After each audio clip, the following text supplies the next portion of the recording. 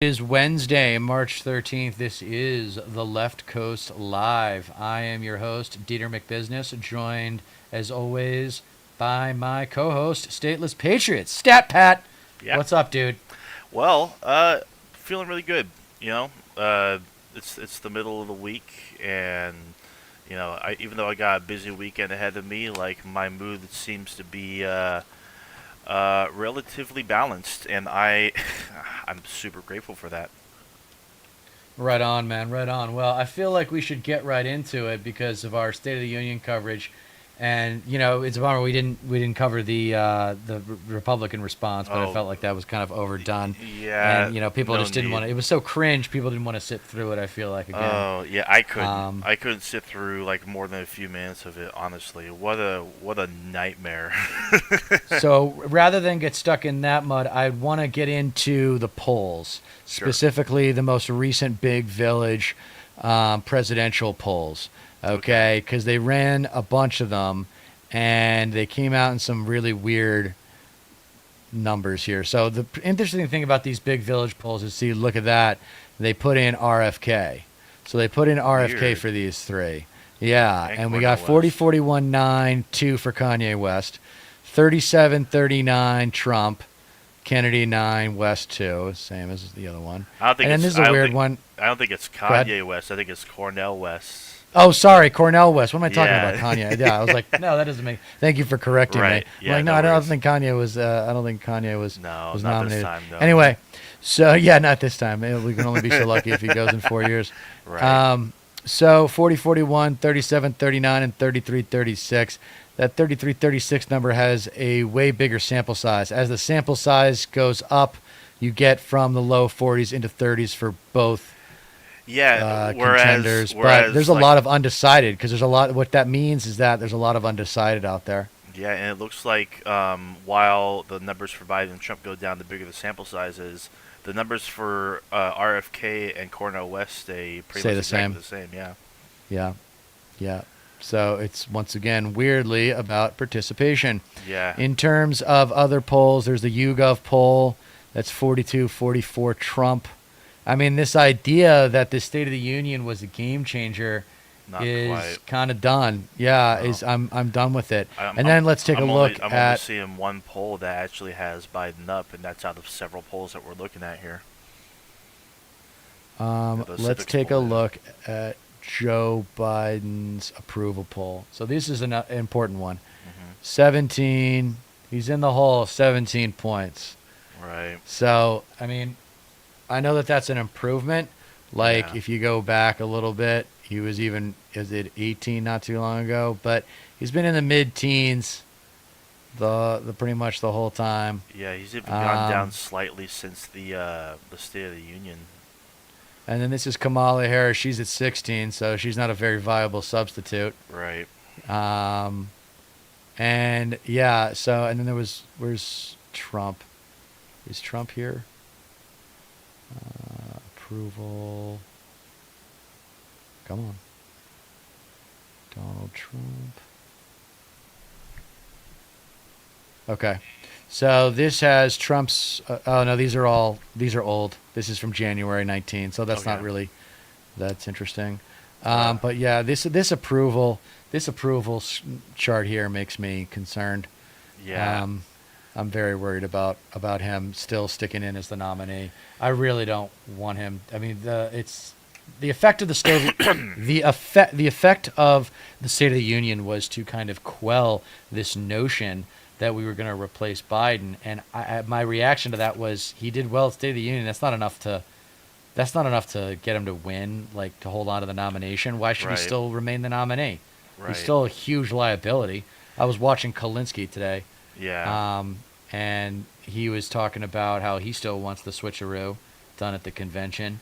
Yeah. And I'm with him. I mean, I just don't understand why people thought that one performance was going to let him off the hook for still being, you know, Yeah. Because what it comes pull out of down it. to is like he can Old. deliver. Yeah. I mean, that's you're not going to get past that, honestly. Like No. as fiery and somewhat impassioned of an address it was. It needs to be matched with actual, policy. That it needs to change. Like policy absolutely needs to improve drastically and quickly too, because um, you, it, the Democrats in general need to change their strategy. They need to actually not only champion what they've like accomplished. Like I mean, that's all well and good, but they also need to start saying, "Oh, this is also what we're going to work towards if Biden gets a second term. This is what we're Yeah. going with. This is what we're going to move towards next, so long as we maintain the White House." And Hmm. who knows if that's going to be convincing to the electorate, because that doesn't make Biden younger. So we'll Yeah. see. Well, he's in. He is in. I found this. I looked at this today. He's in Wisconsin and Michigan to try to shore up the blue wall. So basically, the arithmetic works out. I'm not going to do the map and try to Steve Kornacki this, but it's a 3 out of 5 situation. Arizona, Georgia, Pennsylvania, Michigan, Wisconsin. Hmm. Okay? You need Yeah. three. Three out of those. Now, let's go ahead and give Biden Pennsylvania with the whole Scranton connection. Yeah. That's a big one. Hmm. I think Arizona, let's give that one to Trump just because I think turnout's going to suck. And Right. turnout was why, you know, Biden won that in. And usually that's what happens when a state first switches. It very often goes back to Yeah. its former party, and then it will assertively be in the Yeah. other party's That would elections mean after that. that would mean that Georgia would probably also go to Trump. Yeah, I hope not. That's the one I'd still have hope for because there's such a I do too. strong black community in Atlanta. I mean, Yeah. it's Like, just a very black city, and I think if we can get the mail-in ballots done there again, to the extent that they were done last time, it'll be fine. We'll probably still hold on to Georgia, and then it comes down to Michigan or I, Wisconsin. Wisconsin, to me, is the one that actually I'm worried about the most. Is Wisconsin because it's not a very diverse community out there. Yeah, yeah, no kidding. I mean, and we'll also have to see on Georgia too, because a lot of the black community is very in tune with current politics and whatnot, and Yeah. they look at Gaza, and a lot of them see like this is like this can't stand. Like I can't support this. I can't stand with this. I mean, they're looking at like the rest of the rest of the world that's like turning on Israel, the countries that are like at the ICJ and making their case against them. It's like it's a no-brainer. Why would we stand with this U.S.-backed country that's waging a genocide against all these innocent people? So like I wouldn't be surprised if like even like Atlanta, like the turnout is low there, but I mean we'll see. Like I said, a whole lot has to change because it's not looking Well, very the problem pretty is right Joe now. Biden doesn't really expire. It's all about the paperwork, right? Government is all about the paperwork. And Joe Biden doesn't inspire people to fill out the damn paperwork. It's that Yeah, simple. right. Like, people will be like, they see it come in the mail, and you know what the pitch should be? Do it right away. Like, Yeah. do it right away. Do it that weekend. Get Yeah. it in. Yeah, exactly. And so you don't have to think about it. Yeah. And that's, the testament. We'll talk about this too, about a media relationship from the DNC to the mainstream media and independent media. But one thing I wanted to make sure we talked about was RFK floating Aaron Rodgers and Jesse Ventura as his VP pick. Now, What? Jesse Ventura I can respect, but Aaron Sure. Rodgers No. is a little ridiculous because Yeah. he's just anti-vax and he's He's trying to a say, "Oh, nut. we get New York and New Jersey." I'm like, "Are you kidding me? New York and New Jerseyans are way smarter than that. No, Way yeah. smarter. They would never fall for that Not crap." even close. Aaron yeah. Rodgers, I said it once, I've said it a million times. Stereotypes, whether you like it or not, exist for a reason. Yeah. And Aaron Rodgers is the epitome of the dumb jock stereotype. Sorry, Yes. brah. Literally, Sorry, man. yeah. You should have finished Berkeley. You should have finished Cal. If you had graduated from Cal, you graduated with some kind of impressive degree or GPA above 3.0, then I would respect your intellect. But because you didn't finish school, you're a dumb jock and very rich. But I mean, the level of entitlement, like the narcissistic entitlement, just watch Aaron Rodgers because that's Yeah, what it looks like exactly. in interviews. Yeah, I He don't. thinks everybody is just worshiping the ground that he walks on. Right. Yeah. I mean, Go ahead. who knows what RFK Jr. is like even thinking? Because I don't even think Jesse Ventura would go for that kind of bid, and not because he's like much more progressive than RFK actually is. So like even if he does agree, like that's like um, that would just take away that would take more votes away from the Democrats, in my opinion, a lot more that like I guess semi quasi progressive vote, I suppose.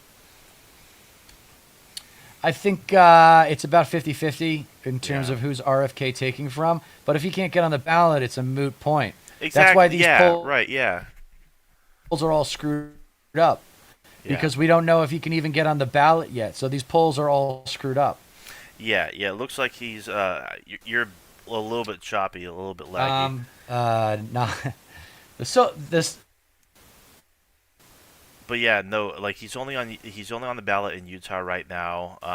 I guess they Make sure passed the my is threshold. anyone are people using the internet at your place? No, I've seen to be. Oh, no, are you Well, having my technical? I'm good. I'm okay now. You sound good. okay, yeah, it looks good. I do hear the audio like cutting out on your end, video as well. Weird. Yeah, but yeah, like I was saying, he is on the ballot in Utah, and I think he crossed the threshold of signatures to get on the ballot for New Hampshire and Hawaii. So, like, who knows? Those might be the next in line for seeing RFK on the ballot there. But it's ultimately in the end, it's just not going to matter. It's not.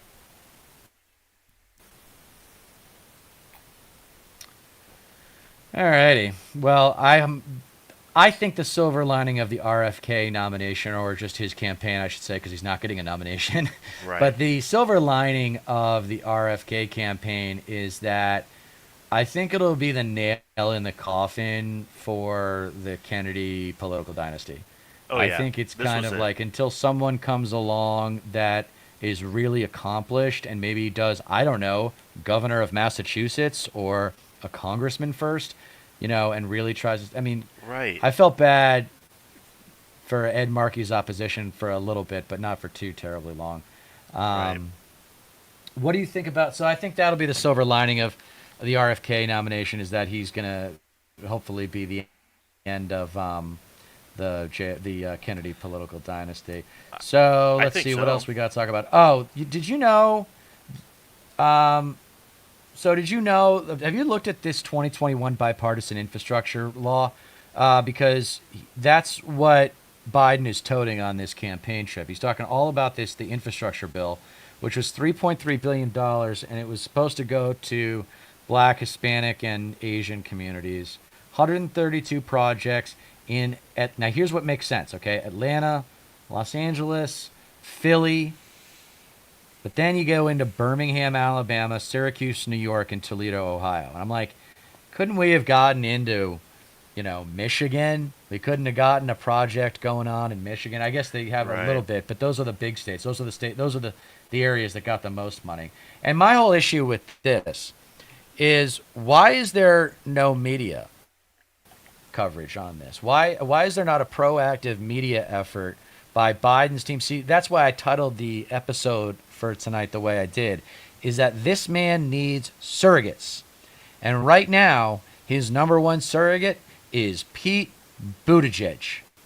So give me a goddamn break that Pete Right. Buttigieg is going to inspire people to fill out the mail-in ballot when it Yeah. shows up in October. I haven't Give me s- a break. I haven't seen him in several months, like probably since the beginning of Biden's term. Honestly, I saw him at the State of the Union address, but that like if that's all that he's pushing out there, like surrogate wise, or to like champion his bipartisan infrastructure deal. I mean, it makes sense because Pete Buttigieg is head of the Department of Transportation, but like it's got to be way more than that. Come on.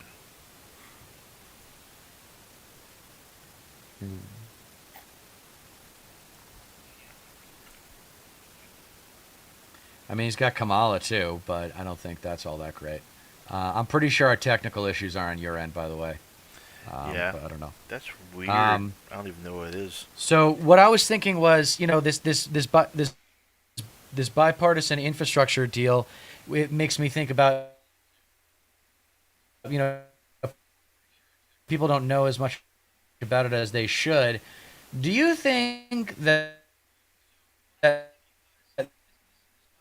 there should be some sort of official position like Secretary of Media or Secretary of Communication or Media Ambassador or something like that, whose sole response of media sound bites and say this is true, this is not true, the administration says this, the pipeline of media content that the Amer- American public. Yeah, Oh, it's getting like way, way, way choppy. I don't know what it is. There's a lot of delay. Um, stat. do you hear me? You got me? Yeah, I can hear you now. Okay, I think it might be on your end. Are you plugged in on Ethernet? Yeah, I am. Let me hold on. Well, to answer your question, I think if Biden was going to do anything on that front, he would have done it years ago, early on in the term, like actually hired someone Right. to, um, uh, like a personality, like to be a forward-facing um, champion of his accomplishments and whatnot. Yeah, this is fucking weird. Having issues. Uh, give me 1 second. Let me check my modem real quick. Give me 1 second.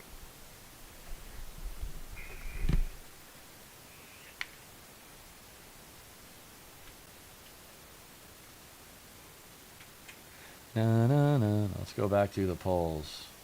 Um, all right. So, for those of you who weren't here earlier, these polls are indicating that RFK is about taking 9 points and Cornell West is taking 2. What's interesting about these polls is that this is 40-41 for Biden Trump, and that's a smaller sample size than the next one, which is 37-39, and then even smaller than this final one, which had a little bit over 2,000. Um, you know, hey, you there? Yeah, yeah. Can you hear me loud and clear? Trying to riff. I haven't lost my view. Okay, Yeah, cool. you sound good now. Okay, yeah. I think I You might have know, might have figured it out. I've still got two. I've still got 2 viewers, so I'm good. Cool. Yeah. So do I. Yeah. All right. So, Secretary of Media, what do you think? Media ambassador, something like that. Yeah, yeah, completely agree because like having like what the hell is it? A White House like media correspondent, like that's not gonna cut it.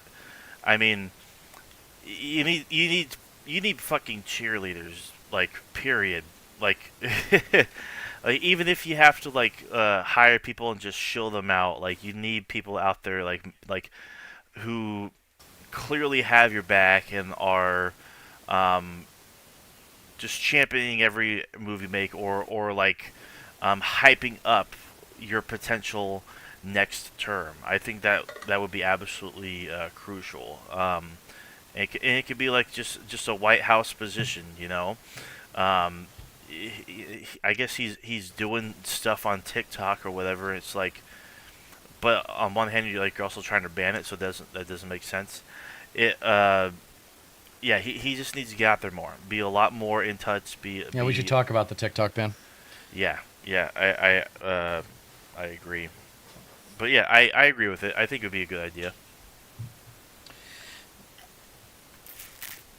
It's just a manifestation of my frustration with this administration, Yeah. where they do something well, like the State of the Union, and then they don't stay on offense. They don't build on that momentum. It kind of quiets down. Although he is going to Michigan and Wisconsin trying to tote these programs, but a lot of people say that the money didn't get spent the right way, and of course, you're damned if you do, you're damned if you don't. The classic rule of American politics.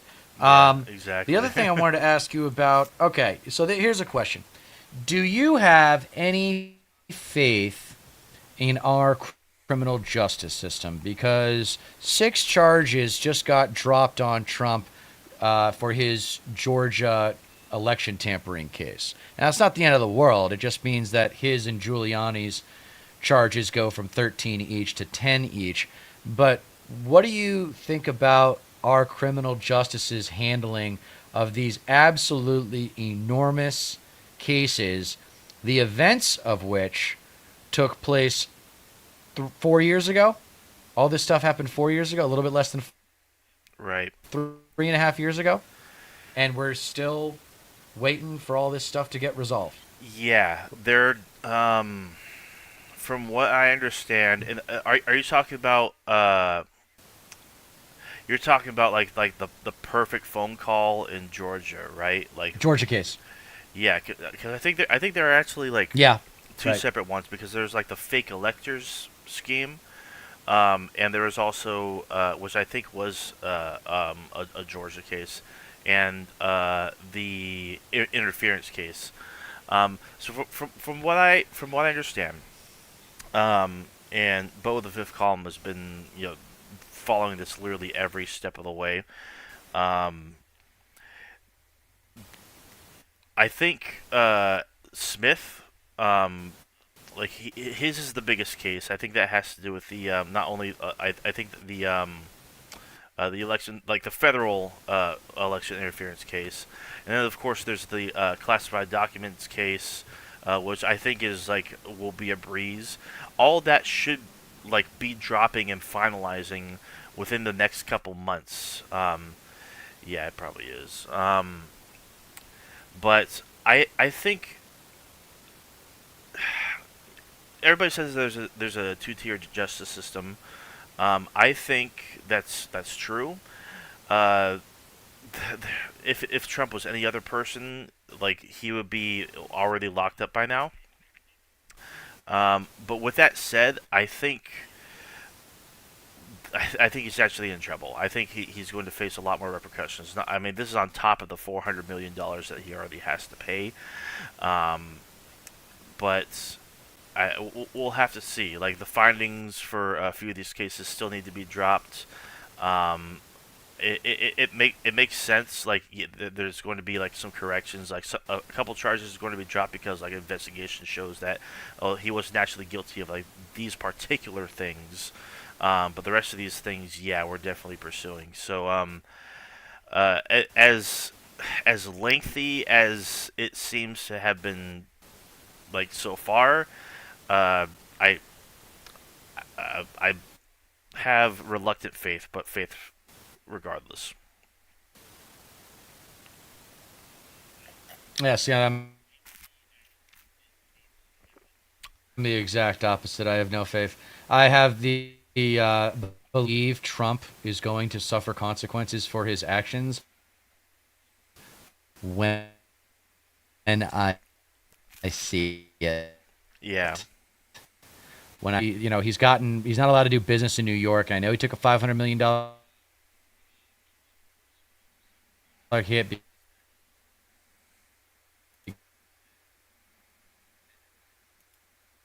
because of this civil suit. It's not enough. I don't know.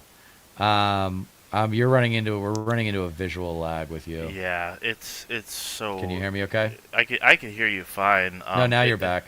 Yeah, it's like Is you'll there a way to upgrade your internet? Do you have Cox? Cox. What's that? Yeah, it's a cable. It's an internet company, service provider. Anyway, Yeah, I thought It's that was crazy. interesting with the Georgia case, losing those charges. I read up on it, Yeah. and it seems like it's not the end of the world. But we should do an episode on the MAGA blacklist with names, obviously like Rudy Giuliani and Mark Meadows and John Eastman and Stephen Miller and Steve Bannon. These people should never be allowed to walk in any major city in this country without being harangued. Yeah. It's Agreed. just this is civil protest, nothing abusive or anything like that, but they should never be comfortable in a major city, in any No, of course. major city in the United States ever again. Yeah. So Totally agree. it would like if we get big, I'd love to have a blacklist out there. I believe in blacklisting. Do you believe in blacklisting? A lot of people have a problem with it, but I see nothing but pragmatism in it. It's just another word for canceling, I think. So I don't have an issue with it. Yeah, Yeah. yeah, I guess that's right. I guess that's right. But it'd be like active canceling. Exactly. Um, Yeah. Proactive, if anything. Yeah. Department of Education had a huge fiasco. They had to process like hundreds of thousands of applications inside of like 4 or 5 days because they had to build up on their application system Yeah. with some technical difficulties. It's like classic, though. It's just fuel for the conservatives. Like, oh, look, the government does it and they can't do it right. It's like, yeah, it's because it's underfunded and wasn't tested properly. So that they launched a enormously demanding in terms of data service setup for applications for student loans, and it just didn't work as well as it should have because it wasn't tested properly. So if you're going to have government work right, you have to invest right.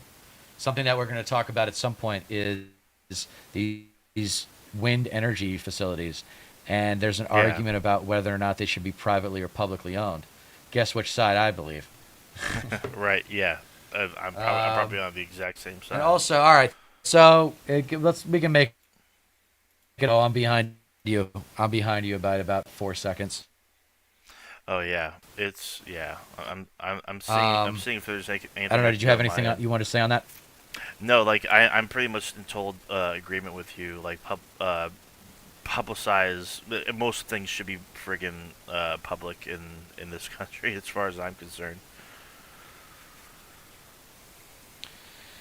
And since this is probably the most technically challenging live stream we've ever done, it seems like it might be a good idea to wrap it up soon. So, have you got any insight? What's the homelessness situation like where you live? Oh Because it's man. not miserable where I live, but it was really bad in LA. Mhm. And before you get started, I want to quote a statistic for you. Sure. 12% of America's population live in California, and 25% of America's homeless population live in California, and that's a total of about 181,000 people. So California has 181,000 homeless people, and that's about 25% of the entire U.S. population of homeless people.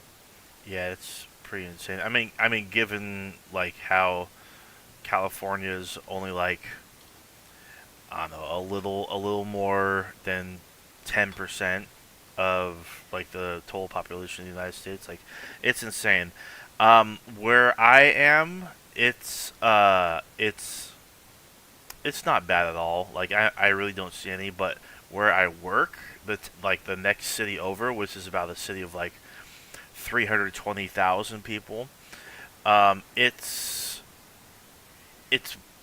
abysmal. Like, it's a huge issue, especially around the downtown area, the crosstown freeway, even around the police department, underpasses of the freeway. It's insane. Up and down the railroads. Um, it's pretty much like an issue I encounter every day. There's always like someone jaywalking or someone panhandling, you know, or before I go into uh, like a gas station store. Someone's loitering or um, begging. It's it is pretty bad. I definitely do see quite a whole lot of it for sure, without a doubt. The challenge with that problem is they need mental health help. They need mental health rehab. Oh yeah, They need rehab. no, of I course. mean, there is nothing like being able to. I mean, AA figured it out, didn't they? Didn't they? Like they figured out what it sometimes is required to change human behavior, and it's isolation. It's getting away from society, not being vulnerable and powerless, but actually just being isolated, having your basic needs taken care of, taking 2 to 3 weeks. I saw this amazing documentary called Fed Up about getting people away from bad food and how our food regulation system works. And in 2 weeks, they were able to get people on to vegan diets. And they would go from being obese to being lean. They would not have to take as much medication. It was amazing, and they just transformed their diet. So I think there's no reason. Like the tragedy is that we have all of this social evolution in the form of research and science, and we don't apply them because everything's political. If we tried to apply some of the ideas to our education system that we've talked about on here, people would be outraged for the simple reason that it's change. But I think Yeah. that with the homeless population, if you sold it, if you put in, what if we had like all the big tech companies put in like a couple of $1 million? I don't know, probably be more than that. But have like a huge facility somewhere in California, or probably one for Northern California and one for Southern California.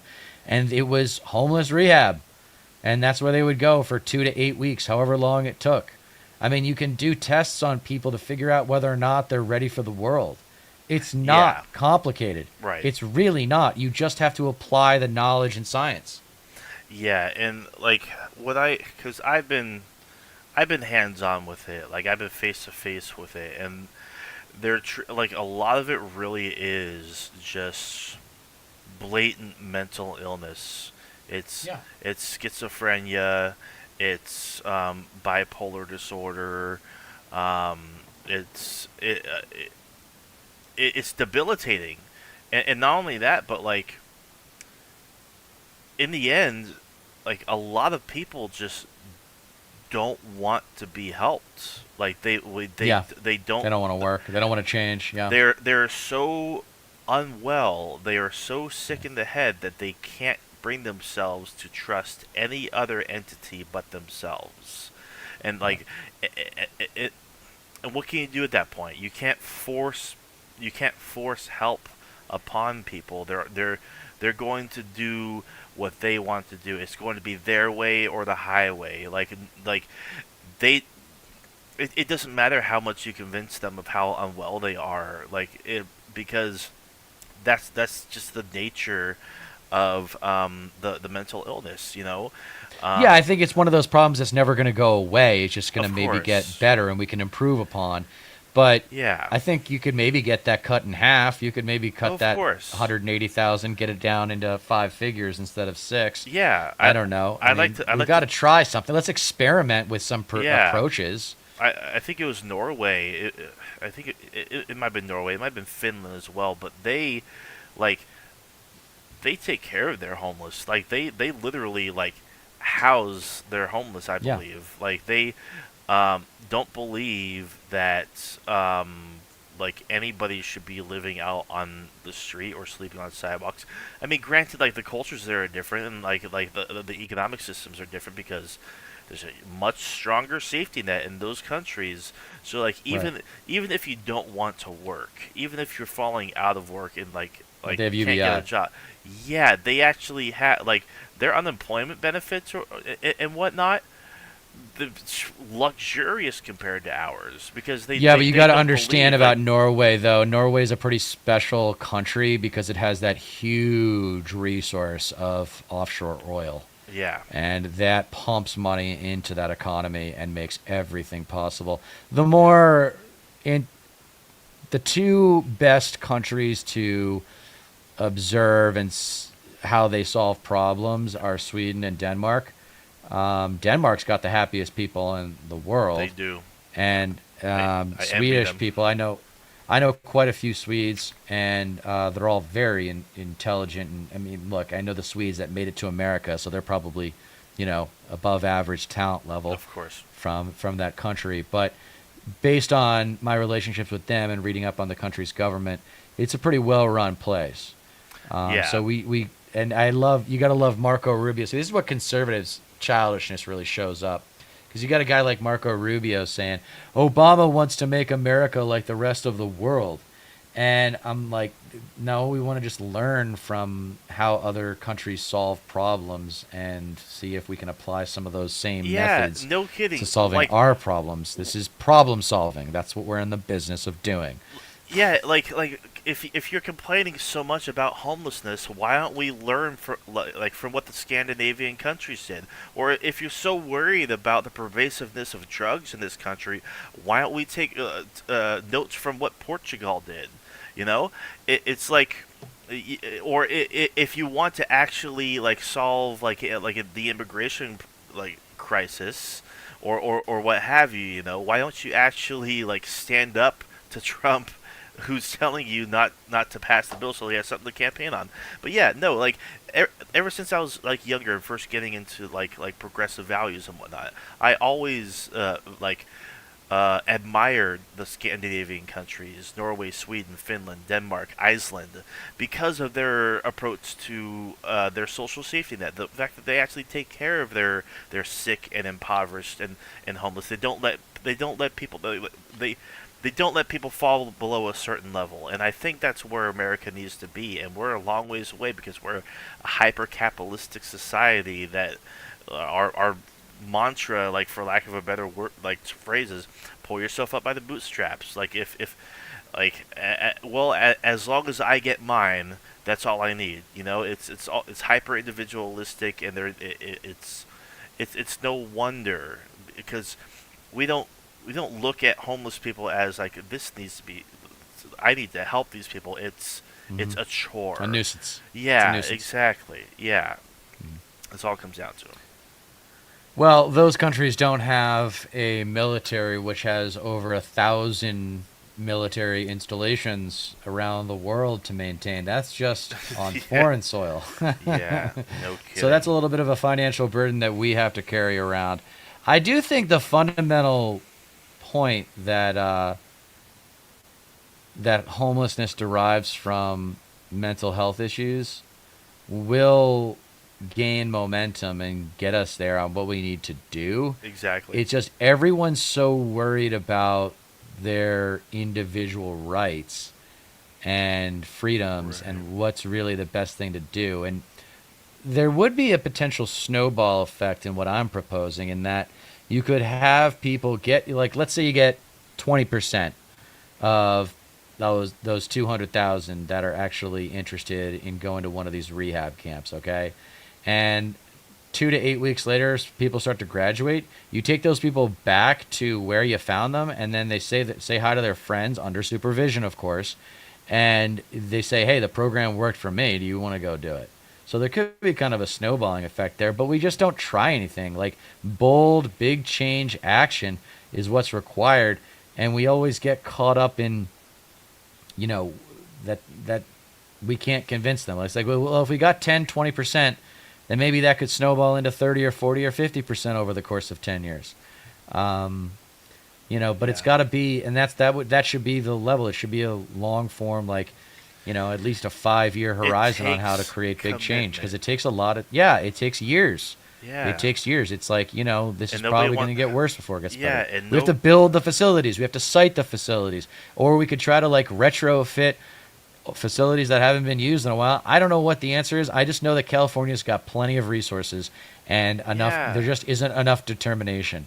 There isn't enough focus on it. Exactly. I completely agree. No one thinks that far ahead. Like, people think in only like 2 to 4 year increments, because it's like, oh well, what if we lose power? I need to worry about my next election.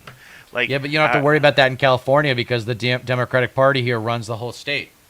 No, of course, yeah. Yeah, so like that would like in California, it's definitely a lot more of a feasible and workable and like manageable uh, endeavor. You know, like like so like of course like this would be a hub to actually try these kind of things and like I know that. I mean, even though like Gavin Newsom vetoed Medicare for all, or like a form of that like a universal health care program that could have been successful in California, but it just was Yeah, done away a with. single payer. Like, yeah, It was a yeah, single payer system. Yeah, and he right, gave up on it. I've been researching that too, yeah, about how he just totally wussed out on it, and I'm very curious as to why. yeah. Why No did kidding. he bail? I But really like want to the know. other things as well, the fact that like all fast food restaurants are going from 16.50 an hour, which is that's the state minimum wage right now. I could be wrong. Up to $20 an hour or 21. I excuse me. I think it's $20 an hour, but that's changing in April. Like that's going to be a very neat experiment to see how you know it plays out as well. Um, I mean, See, this is that's what politics is about. Is about the people that you come across on a daily. Well, I'm gonna start that over so we can edit it. See, that's what politics is about. It's about the people that you see when you're doing basic things in American society, like going to McDonald's or going to the grocery store or going to a movie or going downtown to take a walk in the park, like the guy who takes the trash out of the trash bins at the park. What's his income like? What's his yeah, life like? Probably sucks. Probably sucks. Like, if we watched that wealth video. If you have even $1 to your name, then you're wealthier than more than half the planet, right, because yeah, most of the planet's in debt or has yeah, no money, yeah. It's definitely yeah, um, like refugees and so forth. mm. So, what do you got? Yeah. I mean, in the end, I do think if I mean California has the most people out of any state in the country, and we're also like arguably the most progressive.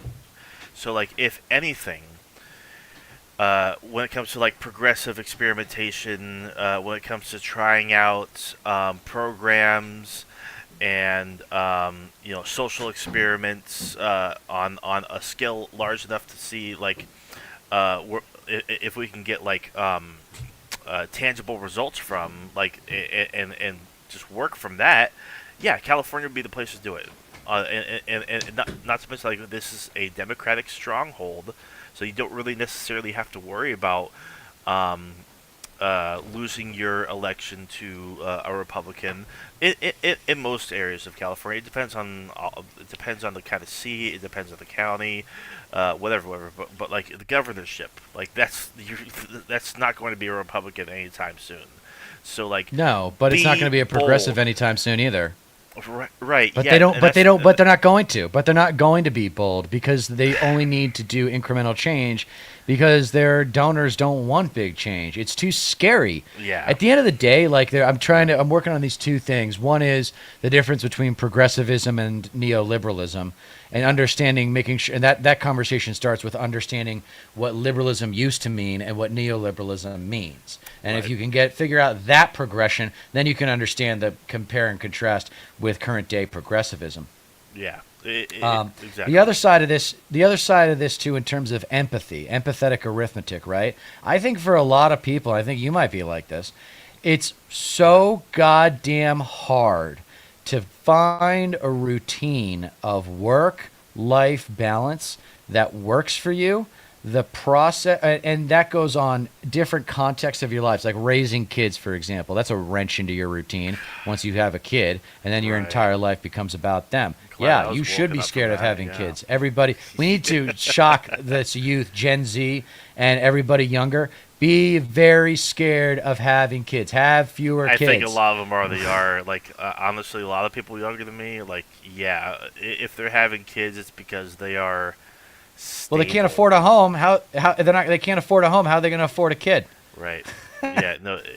Exactly. And like, you're gonna need more than one income for sure because of the cost Yeah. of living and whatnot. Yep. Yeah, no, exactly. Like I even had like a brush up recently with just this overwhelming desire to like I want a kid. I'm 28. I want to reproduce. I want I want to find someone that I mingle enough with to actually have a child. And I ended up having a dream. I ended up having a dream that actually just shook me to my core enough to where it woke me up from it. I mean, granted, like my ex did actually kind of convince me, like, no, you're not ready, like you're not in any position to do so, like, and I know that, but that desire is still there. But this dream, I I ended up like unknowingly having to be in the care by myself of two infants, and it was so anxiety inducing and overwhelming because I didn't know what to do. I literally had no like I know that I had my responsibilities to take care of, my work life and whatnot. I couldn't just take them with me. I could drop off it was so surreal to the point where like I kind of like snapped out of it. Like I am not ready, and neither are a whole lot of people my age. And it, I read this thing once. Nothing ruins your 20s more than thinking that you should have your life together by now. And I couldn't agree more because a lot of people my age, they don't. Like they're still No, figuring themselves I out. didn't. Yeah, no. And it's like it's crazy to me to think that people have kids at such a young age. I'm not talking about like in their teenage years. I'm talking about like at 23, 24, Yeah. like still that young. Like no way. There's no way in hell. Like I I can look at like my parents myself because they had me their senior year of high school. They were like 17, 18 years old. Really young. Yeah. Yeah. Yeah. Yeah, no kidding. So it's like you're still a kid. I mean, I'm Yeah. still a fucking kid. I'm about to turn 29, and I, I still feel like I'm still clinging on to my youth in a way. Sure. As much as I'd love to have a little me running around, there's no way. Like a lot more Well, things luckily need you're to a come man, so you first. don't. There's not as much pressure on Of you course, to get that done anytime soon. exactly. So No, yeah, you got a good 7 years before you really need to put pressure on yourself to do that. But I will say about adulthood, I hesitate to say this, but it's how I honestly feel. I just in my experience, always qualify it with that. yeah. I suspect that most men aren't really adults per se. Hmm. And I kind of alluded to this in one of my episodes. I think it was the very first one, actually. Most men aren't really adults until they're 30. Sure. There's something about 30 that it's like, okay, what is my craft? What is my purpose here? I really should. Because then you're Right. like, oh my God, I'm 10 years from 40. And then at 40, it's all over. I'm about to be 40, by the way. So I don't think men are really adults, and they have to deal with that question that you're dealing with of whether or not you want to have kids. And that's cool that you have a concrete answer right now, Right. because not everybody does. Right. And what I would say about women, though, is that I think because of their biology, at the latest, they're 27 when they become a woman, because Right. they become adults when Much they sooner. start to have much sooner, because they have to figure it out. If you're going to settle down, it's Yeah. just Societal pressure and yeah, not all that. Uh oh. in the physical interests of reproducing until, especially after 35 or what. I didn't hear. Yeah, you just Yeah. oh, there you go. Now you're back. Okay. Yeah. It's just like completely froze, and now it's completely normal. Weird. Yeah. No. Yeah. I agree. Like I have a coworker at my second job. She is, I believe, 20, and she's pregnant.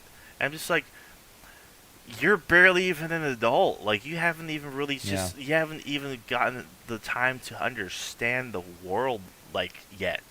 And you're already jumping into motherhood, it's like it's crazy to think about because like in one aspect like you're still a child yourself, like you still have a lot more of your youth to experience and explore before settling, for lack of a better phrase. All right. Well, I think we should hook up Thunderbird with some love because he sent me another message a Hell little yeah, while ago. Thank you for your Thunderbird. patience, Thunderbird. Thank you for your patience. And then we can probably wrap it up because I don't want to subject our viewers to this technical, nightmare Yeah. any longer than we have to.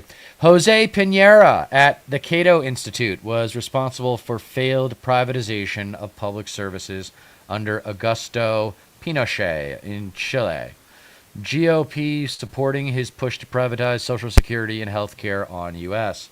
Yeah, I don't doubt that you're right, Thunderbird. You usually have these factoids pretty much on the Yeah, money. I've been noticing that he always comes with like some really interesting tidbits. And he's not wrong either. Like that's been like the modus operandi of the Republican Party for decades. Foreign Is interventionism, yeah. not only that, but privatizing Medicare and Social Oh, sorry, yeah. Security. Yeah, yeah. No, Yeah. on top of that too. Yeah, yeah. No, like as much as they want to deny it, and like Biden mocks them openly in public for them at them for it. Like what they've been wanting to do. But like Social Security, We the can't no, these aren't things that are supposed to be privatized. It's yeah, not and not to it's not mention like it's not a like serious idea. It's not a serious idea. they constantly harp away, Republicans do, at the idea that Social Security is supposed to become solvent within the decade.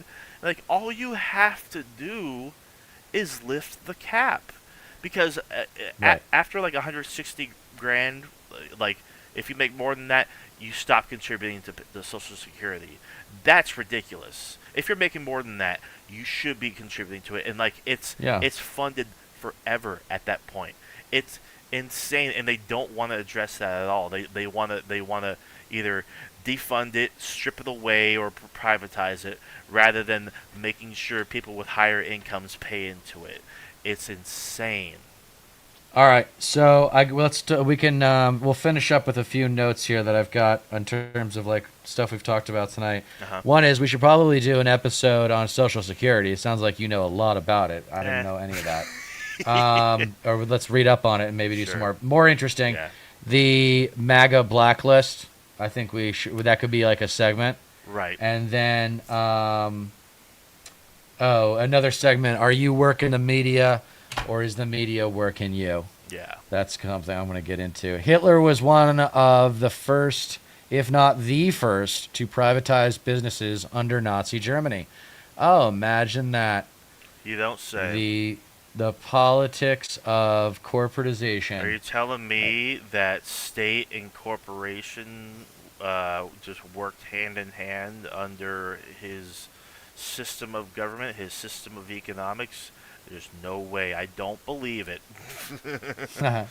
All right, that's it for us tonight, guys. Thanks for sticking around. Sorry about the tech stuff, and we will be back Monday night and probably pushing our start time to 7:15 or 7:30 Pacific, but we'll post it earlier in the day so you know. Thanks a lot, Absolutely. guys. Have a good night. Thanks, guys.